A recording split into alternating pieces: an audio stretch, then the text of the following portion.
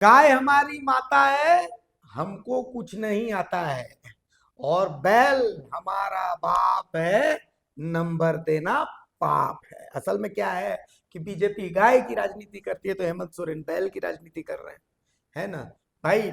बाबूलाल सोरेन को अप्रत्यक्ष रूप से, अप्रत्यक्ष बोल दिए कि भाई जो प्रत्याशी घाटशिला में लड़ रहा है वो एक ऐसा बैल है जो खाया पिया मोटा तंदुरुस्त हुआ जेएमएम में, खेत जोत रहा है जाकर के बीजेपी में। तो हेमंत सोरेन ने बैल की उपाधि दे दी है बाबूलाल सोरेन को। इसी बीच हेमंत सोरेन, कल्पना सोरेन की दनादन सभाएं जो है वो चल रही हैं घाटशिला में। इधर चंपाई सोरेन भी पूरी मेहनत कर रहे हैं। देखिए, बाबूलाल सोरेन के पास एकमात्र क्वालिफिकेशन ये है कि वो चंपाई सोरेन के बेटे हैं। सोमेश सोरेन की दो क्वालिफिकेशन है। सोमेश सोरेन की दो क्वालिफिकेशन क्या है कि एक तो वो स्वर्गीय रामदास सोरेन के बेटे, और दूसरा कि वो बीटेक है। तो ये दो क्वालिफिकेशन उनके साथ चलती है।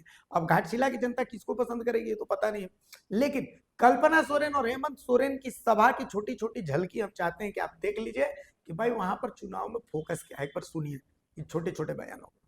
बड़ा बना, उड़ीसा बना, बिहार बना, छत्तीसगढ़, मध्य प्रदेश, यूपी, बिहार सब बना, लेकिन ये झारखंड प्रदेश कोई भीख में नहीं दिया, इसको लड़ के लिया गया है। अनेक लोग,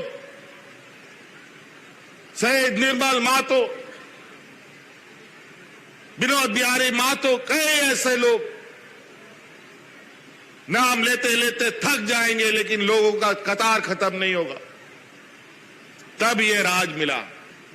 15, 16, 17 साल इन लोगों ने इस राज में राज किया, और इन 16-17 सालों में इस राज का हालत ऐसा कर दिया कि यहां पर लोग हाथ में राशन कार्ड पकड़ पकड़ करके भात भात करके मर गया। एक नहीं, दो नहीं, तीन नहीं, दर्जनों लोग। उसका गवाह कोई और नहीं, हम खुद हैं। हम उनके घरों में जाते थे जहां ऐसी घटना होती थी।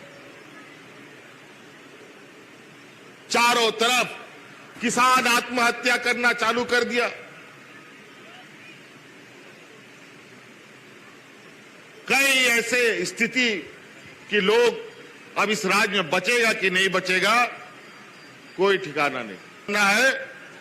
उसको लेकर लोग बोला है कि हमारा पुल बनाओ, सड़क बनाओ, तब वोट करेंगे। हम बोले चिंता मत करो, वोट दोगे या नहीं दोगे वो बात का बात है, लेकिन ये टूटा सड़क जरूर बनेगा, ये हमारा वादा है। हम लोग क्या हैं? हम लोग झारखंड के लोग कैसे लोग हैं? हम लोग वो लोग हैं जो इस धरती की माटी से लेकर के इस पेड़, इस पर्वत, इन सभी जगहों को हम इतना मान सम्मान देते हैं कि कुछ भी उनसे लेने से पहले हम प्रकृति को पहले अर्पण करते हैं। हमारे जितने भी त्योहार हैं, अगर पेड़ में फूल आते हैं तो फूल खाने से पहले, उसके फल खाने से पहले, उसकी पत्तियां खाने से पहले हम प्रकृति को अर्पण करते हैं, उसके बाद हम सेवन करते हैं।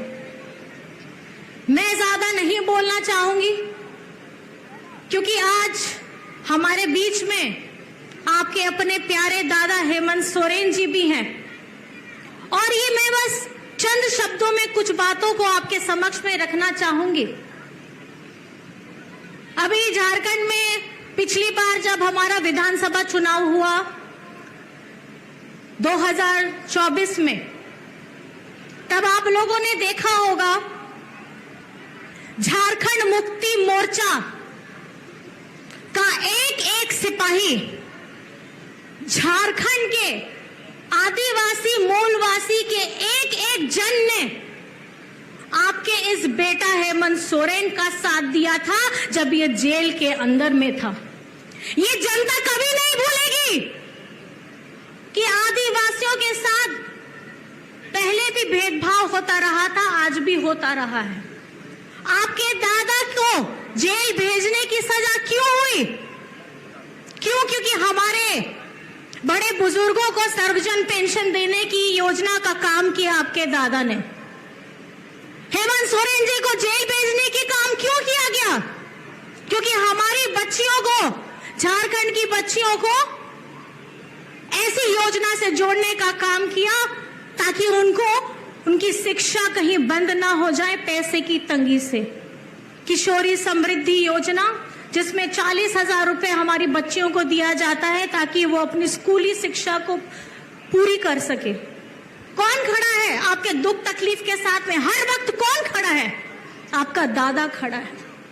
यहाँ पर में हर चीजें महंगी होती रहती है, आने वाला समय और महंगा होगा, और उस वक्त में भी अगर कोई आपके साथ खड़ा रहेगा तो आपका दादा खड़ा रहेगा।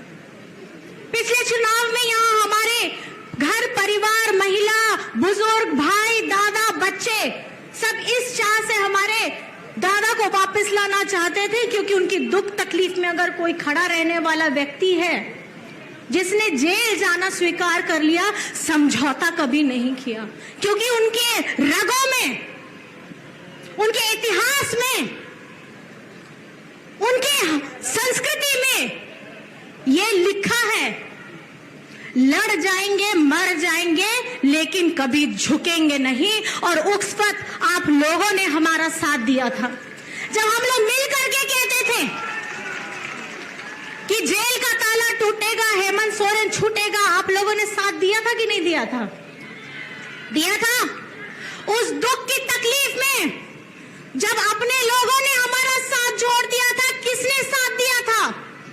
इन झारखंड के परिवार ने हमारा साथ दिया था। तो ये झारखंड का परिवार आज इस दुख के समय में, जब हम अपने बड़े, हमारे अपने प्यारे गुरुजी और रामदास दो को खो चुके हैं शारीरिक रूप पे, लेकिन उनके सिद्धांत, उनकी सोच, उनके विचार, उनकी विचारधारा को आगे बढ़ाने का काम कौन करने वाला है? मैं आप लोगों से बस इतना पूछना चाहती हूं, ये चुनाव सिर्फ एक चुनाव नहीं है, ये आपको वो दुख तकलीफ से दूर कराने का रास्ता है जो आज आप आने वाले समय में चुनने वाले हैं।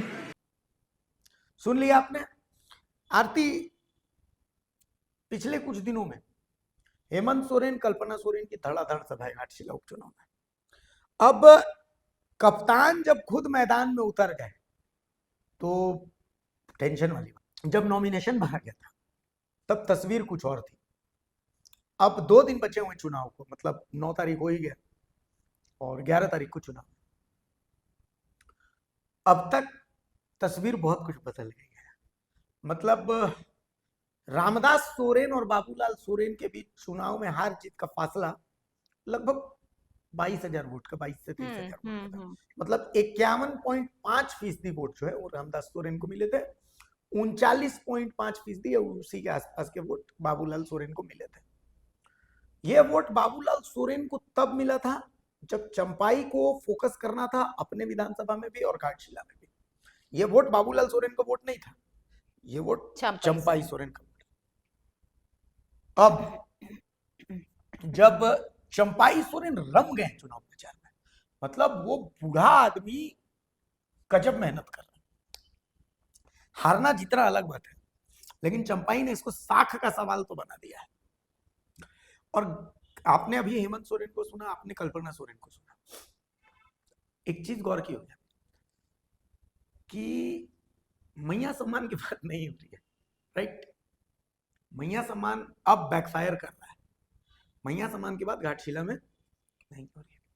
किस बात की बात हो रही है? घाटशिला में बात हो रही है स्थानीयता की। धालभूमगढ़ की एक, मैं हेमंत सोरेन की सभा देख रहा था कि भाई यहाँ पर धालभूमगढ़ में विवाद है हेलीपैड, एयरपोर्ट बनाने को लेकर के। ग्राम सभा है वो इजाजत नहीं दे रही है।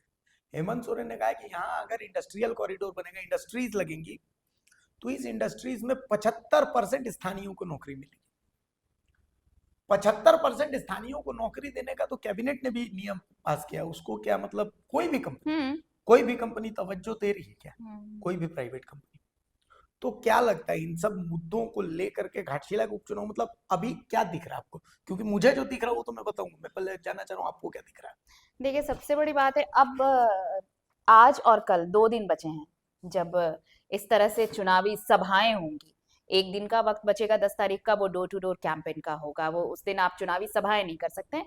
और फिर अगले दिन वोटिंग, यानी 2 दिन का वो आप मान के चलिए। लेकिन अब जिस तरह से खुलकर मैदान में प्रत्याशी उतर आए हैं, खास करके चंपाई सोरेन और हेमंत सोरेन, चाचा भतीजे के बीच अब जो खुलकर वार हो रहे हैं, पलटवार हो रहे हैं, वो उसने इस चुनाव को और दिलचस्प बना दिया। सबसे बड़ी बात आप देखिए, एक दिन पहले की बात है, अगर हम हेमंत सोरेन के भाषण को बाद में सुने, पहले हम चाचा चंपाई को सुन लेते हैं। एक में यूट्यूबर हैं, उनसे बातचीत हो रही थी उनसे बातचीत के दौरान उनकी अपनी भड़ास निकली, और मुझे लगता है कि ये सब कुछ पहले से ये प्रेडिक्टेबल था कि वो बोलेंगे ऐसा कुछ, क्योंकि वहां पर जिन मुद्दों पर अब हेमंत सोरेन बोलना शुरू कर चुके हैं, आदिवासियत के मुद्दे पर हेमंत सोरेन बात कर रहे हैं, वहां पर विकास के मुद्दों पर बात नहीं हो रही है, वहां पर बात हो रही है स्थानीयता की, बात हो रही है आदिवासियत की, बात हो रही है। तो इसी आदिवासियत और स्थानीयता को लेकर, क्योंकि चूंकि जमीन का भी मुद्दा उन्होंने, सीएनटी का मुद्दा उठाया हेमंत सोरेन ने, तो चंपई ये कहते नजर आ रहे हैं भाई कि सीएनटी का उल्लंघन किसने सबसे ज्यादा किया। आदिवासियों और मूलवासियों की बात करने वाला जो है, उसी ने आदिवासी और मूलवासी को सबसे ज्यादा रुलाया। और जब आखिर में आते हैं तो वो ये कह जाते हैं कि भाई मैंने अपना अलग रास्ता क्यों तय किया। हेमंत बगल में बैठा था और मैंने उसके सामने ये कहा था कि प्रभारी मुख्यमंत्री क्या होता है। ये चीजें उन्हें कितना, आप सोचिए कि अब तक उन्होंने खुले बड़े मंच से ऐसा कुछ भी नहीं कहा था, अब तक आपने नहीं सुना होगा हेमंत पर उन्होंने कभी भी निशाना नहीं साधा, और ना ही कभी हेमंत सोरेन ने चंपाई पर निशाना साधा था। लेकिन घाटशिला चुनाव ने वो मंच दिया जहां दोनों एक दूसरे के आमने सामने हैं। जब ये बातें चंपाई की तरफ से आई, तब हेमंत सोरेन भी खुलकर मैदान में आए, और पहली बार, मुझे लगता है कि आप भी इससे सहमत होंगे, ये पहली दफा ऐसा होगा जब हेमंत सोरेन की आवाज में तल्खी नजर आई होगी अपने चाचा चंपाई के लिए। उस वक्त जब ये पार्टी छोड़कर जा चुके थे, उन्होंने बीजेपी ज्वाइन किया, बीजेपी में जाकर उन्होंने जेएमएम के लिए बहुत सारी बातें कही, तब भी हेमंत चुप थे।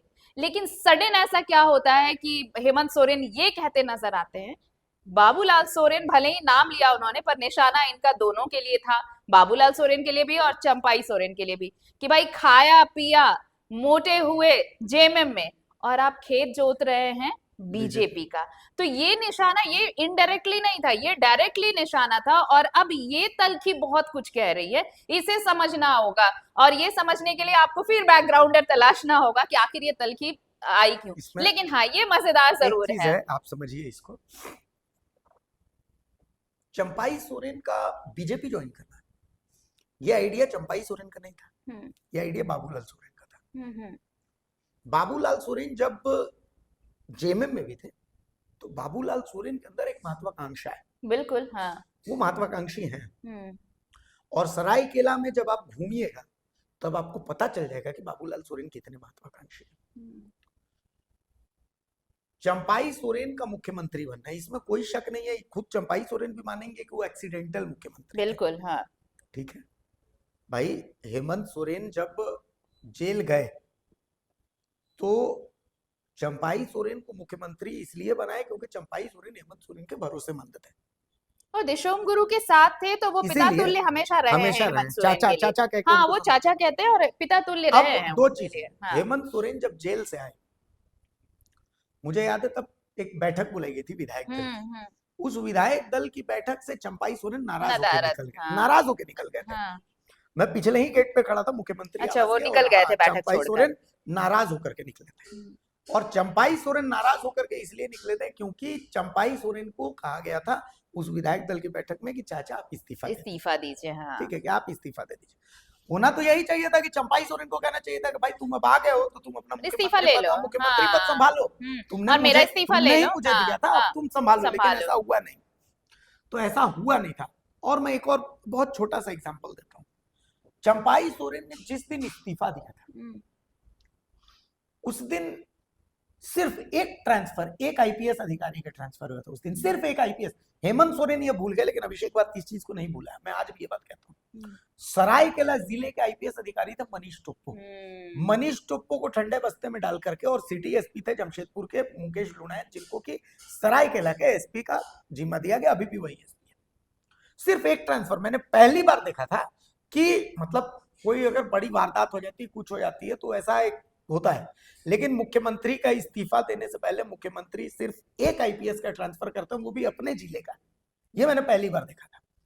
तो बहुत सारी चीजें ऐसी हैं। और जैसे चंपाई सोरेन बोल रहे हैं कि कौन कौन से मैं कागज दे दूंगा कि सीएनटी का, अगर हेमंत सोरेन कागज देने पे आ गया तो चंपाई सोरेन को भारी पड़ जाएगा। हम्म, हेमंत सोरेन, हाँ हाँ ठीक है, वो ये कह रहे हैं बैल ना। वाला जो बयान है ये थोड़ा सा ओवर द टॉप हो गया, और नहीं ये कल, थोड़ा हेमंत सोरेन का फ्रस्ट्रेशन भी दिखा हाँ रहा है बिल्कुल, हाँ हेमंत सोरेन कई मामलों में अभी उलझे कैसे हैं, अनुराग गुप्ता वाले केस को वो कैसे हैंडल करेंगे। अनुराग गुप्ता कहा जा रहा है कि नाराज है, तो अनुराग गुप्ता की नाराजगी हेमंत सोरेन को भारी पड़ सकती है। घाटशिला में वोटों का अंतर मात्र 12.5% का था। देखिए विकास के मामले में तो हेमंत सोरेन की सरकार 2.0 फेल है, इसमें कोई शक नहीं है। सड़कों की हालत खराब है, शिक्षा की हालत खराब है, ई कल्याण का छात्रों का पैसा नहीं आ रहा है, जेएसएससी सीजीएल को लेकर के आपकी छीछा लेदर हो रही है, सूर्य हांसदा के एनकाउंटर को लेकर के आप फंसे हुए हैं, रिम्स 2 की जमीन को लेकर के आप फंसे हुए हैं, चाईबासा में नो एंट्री के बाद लाठीचार्ज को लेकर के आप फंसे हुए हैं। तो नो डाउट इन सब चीजों का घाटशिला में पता नहीं इंपैक्ट पड़ेगा कि नहीं पड़ेगा, मुझे नहीं पता है, लेकिन इन सब चीजों को बीजेपी को जैसे भुनाना चाहिए। अब वो तो घाटशिला के लोग जानते हैं कि बीजेपी को वैसा, वो बीजेपी उन मुद्दों को वैसे भुना रही है नहीं बना रही, लेकिन एक बात जरूर है, चंपाई सोरेन पसीना बहा रहे हैं और बहुत रणनीतिक तरीके से पसीना बहा रहे हैं। आप समझिए कि मैं 2011 के आंकड़े देख रहा था जनसंख्या के, 2011 के आंकड़ों के हिसाब से लगभग 48.5% वहां पर एसटी आबादी है। तो 48.5% एसटी आबादी में संथाल हैं, हो हैं, भूमिज हैं, सरदार हैं, ये लोग हैं। अब आप समझिए कि 1 मिनट के लिए चंपाई ये मान करके चल रहे हैं कि संथाल जो है सूर्य हांसदा वाले मुद्दों पर वोट थोड़ा बहुत बटेगा, संथाल वोट, लेकिन फिर भी वो अपर हैंड दे रहे जेएमएम को, ठीक है। लेकिन जो हो है, मधु कोड़ा लगाया गया है कि हो ट्राइब के लिए आप मेहनत कीजिए, पसीना बहाइए। चंपाई सोरेन की रणनीति देखिए, वो भूमिज ट्राइब के लिए वो रघुनाथ सिंह को जाकर के, शहीद रघुनाथ सिंह को श्रद्धांजलि देते हैं, उनके वंशजों से मिलते हैं। वो कुम्हारों के लिए एससी का वादा करते हैं, अब पता नहीं एससी का वादा था एसटी का वादा था, लेकिन वो अपने बेटे से करवाते हैं, तो वो करवाते हैं। ओबीसी की जनसंख्या वहां पर लगभग 40% के आसपास है, तो वो उसमें तेली साहू है, तो रघुवर दास को रोड शो करवाते हैं उसके लिए। इसके अलावा आप देखिए ओबीसी के लिए कई चेहरे जो है वो मेहनत कर रहे हैं वहां पर, यहाँ तक कि शुभेंदु अधिकारी, चूंकि बांग्ला भाषी वो इलाका धालभूमगढ़ इलाका जो है, धालभूमगढ़ इलाका जो है वो बंगाल से सटा हुआ, वहाँ बंगाली कल्चर रीति रिवाज चलता है, शुभेंदु अधिकारी को लगाया गया, कार्यक्रम करवाया जाता है। इधर जो है थोड़ा सा उड़िया कल्चर चलता है, तो मोहन चरण मांझी को खुद आते हैं और यहाँ पर मेहनत करवाई जाती है। तो कुल मिलाकर के मेहनत और रणनीति के तहत करवाए। अच्छा, अमित शाह और मोदी की सभा नहीं, अमित शाह और मोदी की सभा नहीं, जबकि बगल में कर रहे हैं वो सभा बहुत रणनीति के तहत, है ना। तो पूरी रणनीति, और सिर्फ आप देखिए बड़कुंवर गगराई को वहां पर ला करके मेहनत करवाई जा रही है ना। तो ये और एक चीज आप देखे होंगे, चंपाई सोरेन दिन भर सभाएं करते हैं, मतलब आप जब ये बात कह रहे हैं तो बिल्कुल वहां के लोगों को ये लगता भी होगा कि ये कितने, मतलब उन्होंने अपना पूरा दमखम लगा दिया है, दिन भर वो चुनावी सभाएं, बड़ी बड़ी सभाएं करते हैं। और आप रात के भी फुटेज निकाल लीजिए, रात में वो पंचायतों में जाते हैं, पॉकेट्स में सभाएं करते हैं, ताकि मतलब कोई भी ऐसी जगह छूट ना जाए जिसका उन्हें मलाल रह जाए कि यहाँ पर अगर गए होते तो शायद वहां से 10 वोट इकट्ठे हो सकते थे। चंपाई सोरेन ये बात जानते हैं कि घाटशिला में बिजली, पानी, शिक्षा के मुद्दे पर जब आप चुनाव लड़िएगा तो आप नहीं जीतिएगा। वहां के लोगों के लिए बिजली, पानी, शिक्षा मुद्दा नहीं। चंपाई ये भी मान करके चल रहे हैं कि संथाल वोटों में जेएमएम जो है वो अपर हैंड में, बाकी वोटों पर भी फोकस कर रहे हैं। चंपाई ये जानते हैं कि कुर्मी वोटों में जयराम महतो अपर हैंड में, तो इसीलिए उस वोट पर कोई फोकस नहीं कर रहे हैं। उन वोटों के लिए सुदेश महतो ये दोनों पार्टियां जेएलकेएम और आजसू, इन दोनों का वहां कोई जनाधार नहीं है, फैक्ट यही है, इन दोनों का जनाधार नहीं है। प्रत्याशी जातीय आधार पर प्रत्याशी अपने वोट कुछ ले, रामदास मुर्मू को माफ कीजिए, रामदास मुर्मू को संथाली वोट नहीं मिल रहे, ठीक है, वो खुद संथाल के, लेकिन रामदास मुर्मू को जो महतो वोट, कुर्मी वोट मिलेंगे वो मिलेंगे, और सुदेश महतो उसी वोट में जो सेंधमारी कर पाएंगे, नहीं कर पाएंगे, इसीलिए उनको बहुत फोकस वो चंपाई कर भी नहीं रहा। चंपाई अपनी मेहनत पर वो विश्वास कर रहे हैं, अपनी रणनीति, वो शुभेंदु अग्रवाल के साथ मंच साझा, शुभेंदु अधिकारी के साथ मंच साझा करते हैं, वो रघुवर दास के साथ मंच साझा करते हैं, वो कुम्हार की सभा में मंच साझा करते हैं, वो मोहन चरण मांझी की सभा में मंच साझा करते हैं, और इसके अलावा छोटे छोटे पॉकेट्स के लिए वो नवीन जायसवाल को वहां पर लेकर के गए। नवीन जायसवाल वहां पर मेहनत कर रहे हैं, यादवों के लिए अन्नपूर्णा देवी की वो सभा करवा रहे हैं। ओबीसी जो है देखिए ओबीसी के लिए सबसे बड़ा अगर कोई फैक्टर इनके काम आ सकता है तो वो ओबीसी काम आ सकता है, क्योंकि ओबीसी पर ना जेएलकेएम मेहनत कर रहा है ना ही जेएमएम मेहनत कर रहा है, क्योंकि उन्हें पता है कि उनका जो कैडर वोट है वो उनके साथ आएगा। तो उन्हें लग रहा है बीजेपी खास करके चंपाई ये जानते हैं कि वहां पर इनकी जो कमियां हैं उन कमी को ये अपनी मजबूती बना सकते हैं। तो इसलिए ओबीसी को बहुत ज्यादा टारगेट किया गया है, फोकस किया गया है, ताकि कम से कम ये वोट जो है वो इनका इंटैक्ट हो अच्छा, पाए। और एक आखिरी बात मैं आपको बता रहा हूँ, लास्ट मोमेंट में हेमंत और कल्पना का ये मेहनत बता रहा है कि चंपाई की मेहनत जोरदार है। हाँ, खुद जिस तरीके कल्पना से, को और हाँ हेमंत को हाँ उतरना पड़ रहा है हाँ मैदान में, हम्म, तो इसका मतलब आप समझ लीजिए कि चंपाई की उधर से मेहनत बहुत जोरदार है। चूंकि पिछले बार का आंकड़ा वो बहुत कुछ कहता है। और मैं आपको एक और बात बताता हूँ, जेएलकेएम और आजसू इनका बहुत कुछ इंपैक्ट रहने वाला नहीं है। ये लड़ाई सिर्फ दो लोगों के बीच की है, और इन्हीं दो लोगों के बीच की लड़ाई रहने वाली है, चंपाई वर्सेस हेमंत। रामदास सोरेन का जो सिंपैथी फैक्टर है वो तो रहेगा सोमेश सोरेन के, लेकिन ये लड़ाई चंपाई वर्सेस हेमंत की है। और एक इतनी तरह आसान नहीं रहने वाली बहुत है। मुश्किल जो है, शुरुआत में ऐसा लग नेक टू रहा नेक था, फाइट है, जब नेक टू नेक शुरुआत में फाइट। लग रहा था कि एक तरफा मुकाबला हो सकता है, क्योंकि बाबूलाल सोरेन का वहां कोई जनाधार नहीं है, जो भी है चंपाई सोरेन बिल्कुल अपने हिसाब से जो कर पाए। लेकिन चंपाई सोरेन ने जिस स्ट्रैटेजी के साथ अब वहां काम किया है, अब जो चीजें सामने आ रही है उसको देखकर ये कतई नहीं कहा जा सकता है कि ये एक तरफा मुकाबला होगा। ये बहुत बहुत दिलचस्प मुकाबला होने वाला है, कड़ा मुकाबला होगा। और अगर जीत हार की बात भी कर ले तो बहुत मिनिमम जो रहने अंतर बहुत वाला है, कम है। अंतर बहुत कम रहने वाला है। मेरा आकलन ये कहता है कि वोटिंग परसेंट भी कम रहेगा, हाँ और हार जीत का अंतर जो है वो भी मेरे हिसाब से कम। अब देखिए, हम कोई भगवान तो है नहीं, हम वस्तु स्थिति का आकलन करने के बाद ही कह रहे हैं। हो सकता है कि मेरी बातें गलत हो, ऐसा नहीं हो सकता, ऐसा नहीं है कि हम जो बोल रहे हैं सही हो, लेकिन मेरा आकलन ये कहता है। और कई लोगों से बात करने के बाद उनको भी यही लगता है कि देखिए, हार जीत का जो आंकड़ा है वो वो बहुत कम कम रहने रहेगा, मतलब ऐसा कोई बहुत ज्यादा अंतर जो है मार्जिनल नहीं रहेगा, ये है ना। रहेगा। हाँ, एक बात है, लोगों को वोट देने से पहले इस बात का ध्यान रखना चाहिए कि आपका प्रत्याशी जो है विधानसभा में आपकी समस्याओं को क्या उठाता है। वो ऐसा दहाड़ने वाला प्रत्याशी है कि वो विधानसभा में जाए तो आपकी बातों को उठा सके। क्या आपका प्रत्याशी ऐसा है कि कोई सीओ बीडीओ अगर आपकी बेइज्जती कर रहा है, आपकी आवाज नहीं सुन रहा, आपकी बातों को नहीं सुन रहा है, तो वो प्रत्याशी दहाड़ दे, फोन कर दे तो सीओ बीडीओ की गिगी बन जाए। तो प्रत्याशी चूंकि ऐसा ही होना चाहिए। अरे भाई, कोई किसी प्रत्याशी से उम्मीद तो नहीं करता कि आप मेरा खर्चा चला दीजिए, लेकिन मान लिया कि सीओ बीडीओ जाति आवासीय प्रमाण पत्र नहीं करवा रहे हैं, मनरेगा का लाभ नहीं दे रहे हैं।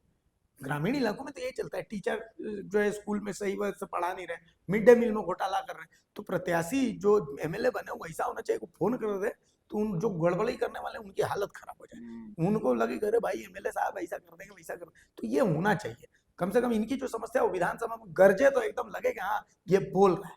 तो ये खासियत, जैसे जयराम महतो, तो एक ही विधायक है लेकिन वो बोलता है तो लगता है हाँ भाई उसने मुद्दा उठाया है। तो विधायक ऐसा होना चाहिए, मेरे कहने का मतलब बिल्कुल। कि कम से कम माहौल तो फूल बनाए हैं। अरे बाकी तो कौन किसका खर्चा, कौन किसको पाल देगा। मेरा आकलन यही कहता है। नमस्कार, जोहार। जोहार।